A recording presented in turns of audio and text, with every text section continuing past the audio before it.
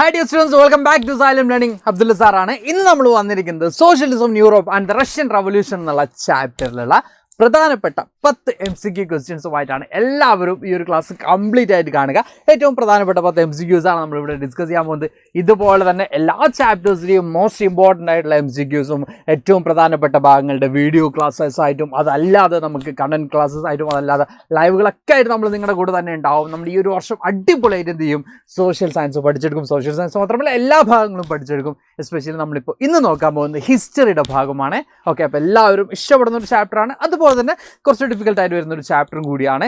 അതുപോലെ തന്നെ മക്കൾ എപ്പോഴും കൺഫ്യൂസ്ഡ് ആവുന്ന ഒരു ഭാഗം കൂടിയാണ് MCQ. ബിക്കോസ് ഡിസ്ക്രിപ്റ്റീവ് ഒക്കെ ആകുമ്പോൾ നിങ്ങൾക്ക് എന്ത് ചെയ്യാൻ പറ്റും, കുറച്ച് വേർഡ്സും കാര്യങ്ങളൊക്കെ ഉണ്ടെങ്കിൽ അത് എക്സ്പാൻഡ് ചെയ്ത് പോകാൻ പറ്റും. ബട്ട് ഇവിടെ നമുക്ക് കറക്റ്റ് ആൻസർ അല്ലെങ്കിൽ അവിടെ കംപ്ലീറ്റ് ആയിട്ട് ആ മാർക്ക് പോകും അല്ലേ. അപ്പോൾ എല്ലാവരും കൃത്യമായിട്ട് കാണുക എങ്ങനെയാണ് നമ്മൾ ഒബ്ജക്റ്റീവ് ടൈപ്പ് ഓഫ് ക്വസ്റ്റ്യൻസിനെ എന്ത് ചെയ്യേണ്ടത്, നമ്മൾ ഡീൽ ചെയ്യേണ്ടത് എന്നറിയാനും അതുപോലെ തന്നെ സിമ്പിൾ ആയിട്ടുള്ള ക്വസ്റ്റ്യൻസും അതുപോലെ തന്നെ ടഫ് ആയിട്ടുള്ള ക്വസ്റ്റ്യൻസും ഒക്കെ വരും അല്ലേ. അപ്പോൾ അതിനൊക്കെ എങ്ങനെ നമുക്ക് ഓവർകം ചെയ്യാം. അപ്പോൾ നമ്മളിങ്ങനെ നമ്പർ ഓഫ് MCQs ഡിസ്കസ് ചെയ്യുമ്പോൾ അത് കംപ്ലീറ്റ് ആയിട്ട് കാണുക. അപ്പോൾ അതിലൊക്കെ നമുക്ക് വരാൻ പോകുന്ന ക്വസ്റ്റ്യൻസ് തന്നെയായിരിക്കും ഡിസ്കസ് ചെയ്യുക. അപ്പോൾ എല്ലാവരും സെറ്റാണെന്ന് വിചാരിക്കുന്നുണ്ട്. നമ്മൾ എന്ത് ചെയ്യാം, സമയം വൈകിക്കുന്നില്ല, വിത്തിൻ 10 മിനിറ്റ്സ് നമുക്ക് എന്ത് ചെയ്യാം, 10 ക്വസ്റ്റ്യൻസ് ഡിസ്കസ് ചെയ്യാം. നമ്മുടെ ഫസ്റ്റ് ക്വസ്റ്റ്യൻ ആൻസർ ഞാൻ ഇവിടെ റെക്കോർഡ് ചെയ്ത് വെച്ചിട്ടുണ്ട്.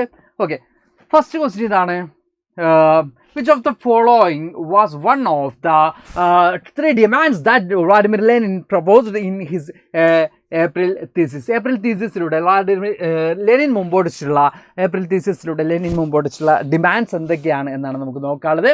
ഓക്കെ, അപ്പോൾ അദ്ദേഹത്തിൻ്റെ പ്രധാനപ്പെട്ട ഡിമാൻഡ്സിൽ നമുക്ക് കാണാൻ പറ്റുന്നത് ഇതിലേതാണ് ആ ഒരു ഡിമാൻഡിൽ വരുന്നതെന്നാണ് നമ്മൾ ചോദിക്കുന്നത്. അപ്പോൾ നമുക്ക് ഇവിടെ കാണാൻ പറ്റും നാഷണലൈസ് ദ ബാങ്ക് എന്നുള്ളതാണ്. ബാങ്ക് ഫാക്ടറികളൊക്കെ നാഷണലൈസ് ചെയ്യണമെന്നൊരു ഡിമാൻഡ് ആരും മുമ്പോട്ട് വെച്ചിരുന്നു, ലെനിൻ മുമ്പോട്ട് വെച്ചിരുന്നു അല്ലേ. അപ്പോൾ ബാങ്ക് നാഷണലൈസ് ചെയ്യുക എന്ന ഡിമാൻഡാണ് ആരും മുമ്പോട്ട് വെച്ചിട്ടുള്ളത്, ലെനിൻ മുമ്പോട്ട് വെച്ചിട്ടുള്ളത് നമുക്ക് കാണാൻ പറ്റും. അപ്പോൾ ആ 3 ഡിമാൻഡ്സിൽ ഒന്നാണ് നമുക്ക് ഇവിടെ തന്നിട്ടുള്ളത്. ഓക്കെ, അതർ ഓപ്ഷൻസ് നോക്കാം.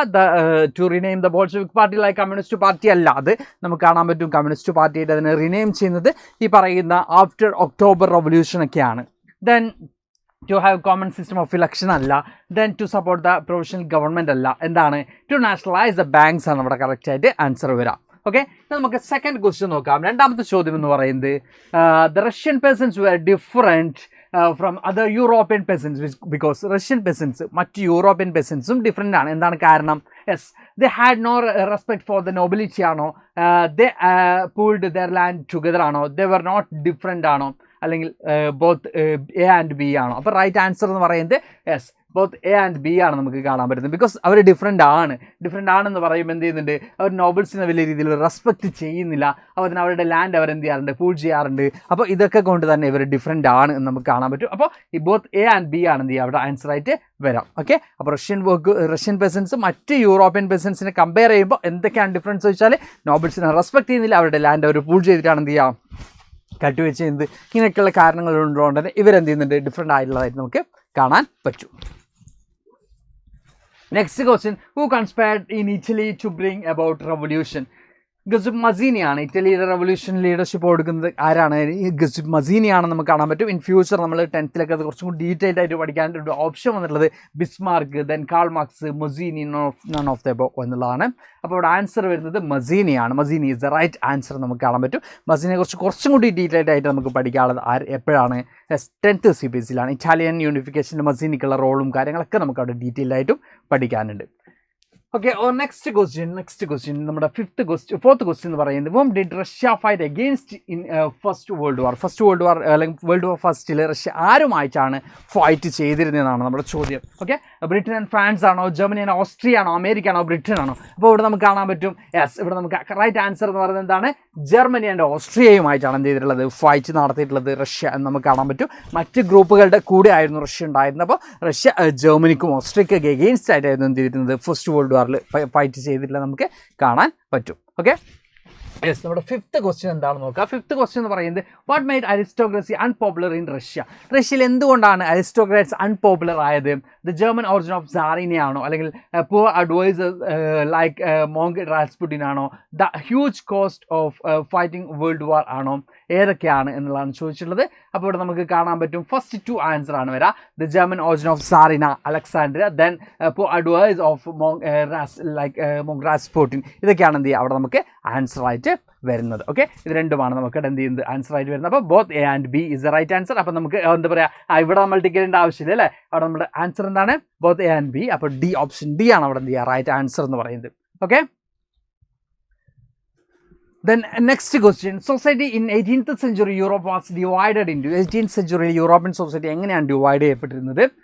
കാസ്റ്റ് ആൻഡ് ക്ലാസസ് ആണോ, എസ്റ്റേറ്റ് ആൻഡ് ഓർഡേഴ്സ് ആണോ, ലിബറൽ റാഡിക്കൽസ് ആൻഡ് കൺസർവേറ്റീവ്സ് ആണോ, റിലീജിയസ് ഗ്രൂപ്പ്സ് ആണോ? ഇവിടെ നമുക്ക് കാണാൻ പറ്റും എസ്റ്റേറ്റ്സ് ആൻഡ് ഓർഡേഴ്സ് എന്ന രീതിയിലാണ് എന്ത് ചെയ്തിട്ടുള്ളത് ഡിവൈഡ് ചെയ്തിട്ടുള്ളത്. എവിടേക്ക് പോകുന്നത്, യെസ് അവിടെ എസ്റ്റേറ്റ്സ് ആൻഡ് ഓർഡേഴ്സ് എന്ന പേരിലാണ് എന്ത് ചെയ്തിട്ടുള്ളത് ഡിവൈഡ് ചെയ്യപ്പെട്ടിട്ടുള്ളത് നമുക്ക് കാണാൻ പറ്റും. ഓക്കെ, നമ്മുടെ നെക്സ്റ്റ് ക്വസ്റ്റ്യൻ അല്ലെങ്കിൽ നമ്മുടെ 7th ക്വസ്റ്റ്യൻ എന്ന് പറയുന്നത് the majority religion of Russia was. റഷ്യയിലെ മെജോറിറ്റി റിലീജിയൻ എന്ന് പറയുന്നത് റഷ്യൻ ഓർത്തഡോക്സ് ക്രിസ്ത്യാനിറ്റിയാണ് റഷ്യയിലെ മെജോറിറ്റി റിലീജിയൻ എന്ന് പറയുന്നത്. ഈ ഓപ്ഷൻസ് എപ്പോഴും മാറിക്കൊണ്ടിരിക്കും മക്കളെ, ഈ പറയുന്ന ഓപ്ഷൻസ് എപ്പോഴും മാറിക്കൊണ്ടിരിക്കും. അപ്പോൾ നിങ്ങളെപ്പോഴും കോൺസെൻട്രേറ്റ് ചെയ്യേണ്ടത് കറക്റ്റ് ആൻസർ ഏതാണ് എന്നുള്ളത് തന്നെയാണ്. നിങ്ങളെപ്പോഴും കറക്റ്റ് ആൻസർ നിങ്ങൾ അറിഞ്ഞിരിക്കുക. ഈ ഓപ്ഷൻസ് എപ്പോഴും എന്ത് ചെയ്യും ഡിഫറെൻ്റ് ആയിരിക്കും. എല്ലാ ക്വസ്റ്റ്യൻസിനും ഓപ്ഷൻസ് എന്തായിരിക്കും, ഈ ചോയ്സസ് എന്തായിരിക്കും ഡിഫറെൻ്റ് ആയിരിക്കും. ഓക്കെ, മൾട്ടിപ്പിൾ ചോയ്സ് ക്വസ്റ്റ്യൻസിൽ ചോയ്സസ് എപ്പോഴും മാറും, കറക്റ്റ് ആൻസർ ഒന്നല്ലേ ഉണ്ടാവുള്ളൂ. അപ്പോൾ കറക്റ്റ് ആൻസർ നിങ്ങൾ എന്ത് ചെയ്യുക ഡയറക്റ്റ് ആയിട്ട് പഠിച്ചു പോകുക എന്നുള്ളതാണ് ഇമ്പോർട്ടൻ്റ് ആയിട്ട് വരുന്നത്. ഇപ്പോൾ സിമിലർ ആയിട്ട് ഇപ്പോൾ റഷ്യൻ ഓർത്തഡോക്സ് ക്രിസ്ത്യാനിറ്റി എന്ന് പറയുക, റഷ്യൻ വേറെ ഏതെങ്കിലും അല്ലെങ്കിൽ പ്രൊട്ടസ്റ്റന്റ് ക്രിസ്ത്യാനിറ്റി എന്നൊക്കെ ഓപ്ഷൻസ് വന്നാലും നിങ്ങൾക്ക് എന്ത് ചെയ്യാൻ പറ്റണം, റഷ്യൻ ഓർത്തഡോക്സ് ക്രിസ്ത്യാനിറ്റിയാണ് അവിടുത്തെ മെജോറിറ്റി ഗ്രൂപ്പ്സ് എന്ന് റിയലൈസ് ചെയ്യാൻ പറ്റണം, ഐഡൻറ്റിഫൈ ചെയ്യാൻ പറ്റണം. ഓക്കെ, അതുകൊണ്ട് തന്നെ കറക്റ്റ് ആൻസർ നിങ്ങൾ പഠിച്ചു. ഓപ്ഷൻ ഏത് വന്നാലും നിങ്ങൾ കറക്റ്റ് ആൻസർ നിങ്ങൾ പഠിച്ചു പോയിട്ടുണ്ടെങ്കിൽ നിങ്ങൾ കൺഫ്യൂസ്ഡ് ആവില്ല. Then on 27th February 1917, soldiers and striking workers together to form a council called, ഈ പറയുന്ന സോൾജേഴ്സ് എന്തുകൊണ്ടാണ് നിക്കോളാസ് സെക്കൻഡിന് എഗെയിൻസ്റ്റ് ആയതെന്നൊക്കെ നമ്മൾ പറഞ്ഞിട്ടുണ്ട്. ഫസ്റ്റ് വേൾഡ് വാർ ടൈമിൽ അവർ സഫർ ചെയ്തിട്ടുള്ള അവരുടെ കുറേ അധികം എന്ത് ചെയ്തിട്ടുണ്ട് കൊളീഗ്സ് അല്ലെങ്കിൽ അവരുടെ കൂടെ സോൾജേഴ്സിനൊക്കെ അവരുടെ ജീവൻ നഷ്ടപ്പെട്ടു, അങ്ങനെ പല കാരണങ്ങൾ പറഞ്ഞിട്ടുണ്ട്. ഈ സമയത്ത് വർക്കേഴ്സും സോൾജേഴ്സും കൂടി ഫോം ചെയ്തിട്ടുള്ള കൗൺസിൽ ഏതാണെന്നാണ് ചോദിക്കുന്നത്. അപ്പോൾ Petrograd Soviet is the right answer. Petrograd Soviet ആണ് അവിടെ അവരെന്ത് ചെയ്തിട്ടുള്ളത് ഫോം ചെയ്തിട്ടുള്ളത് നമുക്ക് കാണാൻ പറ്റും. 9th ക്വസ്റ്റ്യൻ നമുക്ക് നോക്കാം. Who started a collectivization program in Russia? റഷ്യയിൽ ആരാണ് കളക്ടിവൈസേഷൻ പ്രോഗ്രാം കൊണ്ടുവന്നിട്ടുള്ളത്? സ്റ്റാലിനാണ് കൊണ്ടുവന്നിട്ടുള്ളത് അല്ലേ. ലെനിന്, കാൾ മാർക്സ്, റാസ്പുട്ടിൻ, സ്റ്റാലിനാണ് ഓപ്ഷൻ തന്നിട്ടുള്ളത്. അപ്പോൾ സ്റ്റാലിനാണ് എന്ത് കൊണ്ടുവന്നിട്ടുള്ളത്, കളക്ടിവൈസേഷൻ എന്ന് പറയുന്ന പ്രോഗ്രാം കൊണ്ടുവന്നിട്ടുള്ളത്. ഈ പറയുന്ന ഫാമിംഗ് ലാൻഡൊക്കെ കളക്ട് ചെയ്തുകൊണ്ട് എന്ത് ചെയ്യുക അവിടെ ഫാമേഴ്സിനോട് അല്ലേ കോൾകോസ് എന്നൊക്കെ പറയുന്ന സിസ്റ്റത്തെ കുറിച്ചൊക്കെ നമ്മളിവിടെ പഠിക്കുന്നുണ്ട്. Socialism in Europe and the Russian revolution എന്നുള്ള ചാപ്റ്റർ പഠിക്കുന്നുണ്ട്. അപ്പോൾ അതാരാ ഇൻട്രൊഡ്യൂസ് ചെയ്തിട്ടുള്ളത്, നമ്മുടെ സ്റ്റാലിനാണ് എന്ത് ചെയ്തിട്ടുള്ളത് ഇൻട്രൊഡ്യൂസ് ചെയ്തിട്ടുള്ളത് നമുക്ക് കാണാൻ പറ്റും. ദെൻ അവർ ലാസ്റ്റ് ക്വസ്റ്റ്യൻ അല്ലെങ്കിൽ നമ്മുടെ 10th ക്വസ്റ്റ്യൻ എന്ന് പറയുന്നത് how can you say the liberals were not democrats?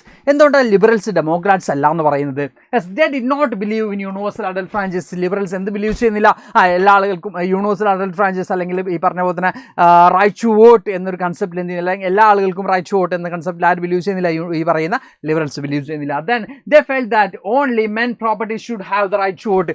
ആർക്കാണോ പ്രോപ്പർട്ടിയുടെ ആയിട്ടുള്ള മെന്നിന് മാത്രമേ എന്തുള്ളൂ റൈറ്റ് ടു വോട്ട് ഉള്ളൂ എന്ന് ബിലീവ് ചെയ്തിരുന്ന ഗ്രൂപ്പ്സ് ആണ് ആര്, നമ്മുടെ ലിബറൽസ് എന്ന് നമുക്ക് കാണാൻ പറ്റും. Then women should not have right to vote. വിമൻസിന് എന്തുണ്ടായിരുന്നില്ല, റൈറ്റ് ടു വോട്ട് ഉണ്ടായിരുന്നില്ല. അപ്പോൾ ഇതിലേതാണ് ഈ പറയുന്ന ലിബറൽസ് ഡെമോക്രാറ്റ്സ് അല്ല എന്ന് പറയാനുള്ള കാരണം എന്ന് വെച്ചാൽ ഓൾ ഓഫ് ദ ബോൺ, എല്ലാം കാരണമാണ് അല്ലേ. ഇതൊക്കെ എന്താ പറയുക, ഈ പറയുന്ന റൈറ്റ് ടു വോട്ട് വിമൻസിന് വേണ്ട, right to vote non property മെന്നിന് വേണ്ട, യൂണിവേഴ്സൽ അഡൽട്ട് ഫ്രാഞ്ചൈസിനെ എന്ത് ചെയ്യുന്നില്ല, സപ്പോർട്ട് ചെയ്തിരുന്നില്ല. ഇതൊക്കെ ആയിരുന്നു ആര് ചെയ്തിരുന്നത്, നമ്മുടെ ലിബറൽസ് ചെയ്തിരുന്നത്. അപ്പോൾ ഓൾ ഓഫ് ദ എബോ ആണ് ഇവിടെ കറക്റ്റായിട്ട് ആൻസർ വരാം. അപ്പോൾ ഇതുപോലെ എല്ലാ ചാപ്റ്റേഴ്സൊന്നും മോസ്റ്റ് ഇമ്പോർട്ടൻ്റ് ആയിട്ടുള്ള ഇതുപോലെ MCQs ആണെങ്കിലും എല്ലാ ടൈപ്പ് ഓഫ് ക്വസ്റ്റ്യൻസുമായിട്ട് ഇനിയും നമ്മൾ നിങ്ങളുടെ മുമ്പിലേക്ക് വരും. ഓക്കെ, കൂടാതെ നമ്മൾ ഇതിനേക്കാളേറെ എന്ത് ചെയ്യുന്നുണ്ട്, MCQ ക്വസ്റ്റ്യൻസ് ഒക്കെ ഓൾറെഡി ഡിസ്കസ് ചെയ്ത് കഴിഞ്ഞിട്ടുണ്ട് നമ്മുടെ നിഞ്ച ബാച്ചിൽ. അപ്പോൾ ഇനിയും ജോയിൻ ചെയ്യാത്ത മക്കളുണ്ടെങ്കിൽ നമ്പർ കാണുന്നുണ്ടല്ലോ, യെസ് അതിൽ കോൺടാക്ട് ചെയ്യുക, നിങ്ങളുടെ ആ ഒരു അഡ്മിഷൻ ഉറപ്പെടുത്തുക. അപ്പോൾ ഇതുപോലുള്ള വീഡിയോസും ക്ലാസ്സസ് ഒക്കെ ആയിട്ട് നമുക്ക് ഇനിയും കാണാം. Thank you all, by.